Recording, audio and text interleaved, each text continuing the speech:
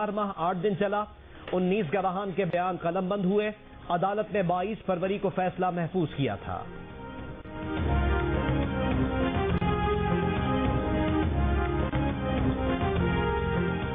روس نے یوکرین پر حملہ کر دیا، کیو ایئرپورٹ پر بم دھماکوں کے بعد لوگوں نے شہر خالی کرنا شروع کر دیا۔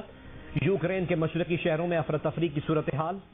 یوکرینی فوج کا مشرقی یوکرین میں 50 روسی ہلاک اور 6 روسی طیارے تباہ کرنے کا دعویٰ۔ یوکرین سول ایویشن نے تمام ایئر لائنز کے لیے فضائی حدود بند کر دی۔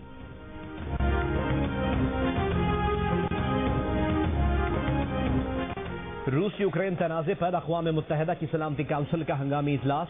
اقوام متحدہ کی روسی اقدام کی مذمت۔ امریکہ کا روسی نارڈ اسٹریم 2 گیس پائپ لائن منصوبے پر پابندی کا اعلان۔ صدر جو بائیڈن کہتے ہیں کہ امریکہ اور اتحادی روس کو متحد اور فیصلہ کن انداز میں جواب دیں گے۔ فرانس کی روسی حملے کی مذمت۔ ڈنمارک کا یوکرین کے دارالحکومت کیو میں سفارت خانہ بند کرنے کا اعلان۔ نیٹو کا ہنگامی اجلاس آج ہوگا۔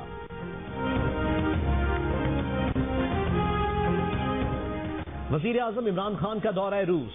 کرملن کے باہر الیگزینڈر گارڈن میں تعمیر کی گئی دوسری عالمی جنگ کے روسی سپاہیوں کی یادگار پر پھول رکھے۔ وزیر اعظم آج روسی صدر پیوٹن سے ملاقات کریں گے۔ روس کے یوکرین پر حملے کے بعد وزیر اعظم عمران خان اور پیوٹن کی ملاقات انتہائی اہمیت اختیار کر گئی۔ کچھ دیر بعد ہونے والی ملاقات کا دورانیہ 1 گھنٹے سے بڑھا کر 3 گھنٹے کر دیا گیا۔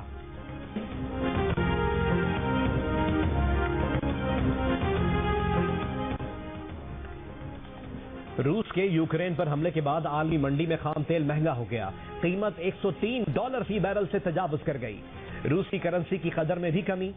دوران ٹریڈنگ سونے کی فی اونس قیمت $16 بڑھ گئی۔ ایشیائی اسٹاک مارکیٹیں مندی کی لپیٹ میں آ گئیں۔ کرپٹو کرنسی ٹریڈنگ میں شدید مندی۔ بٹ کوائن کی قدر 6% سے زائد گر گئی۔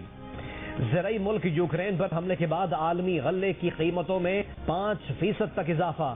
گندم کی قیمت میں 5.5%، مکئی میں 4% اور سویابین کی قیمت میں 2% تک اضافہ ہو گیا۔ جاپان آسٹریلیا چین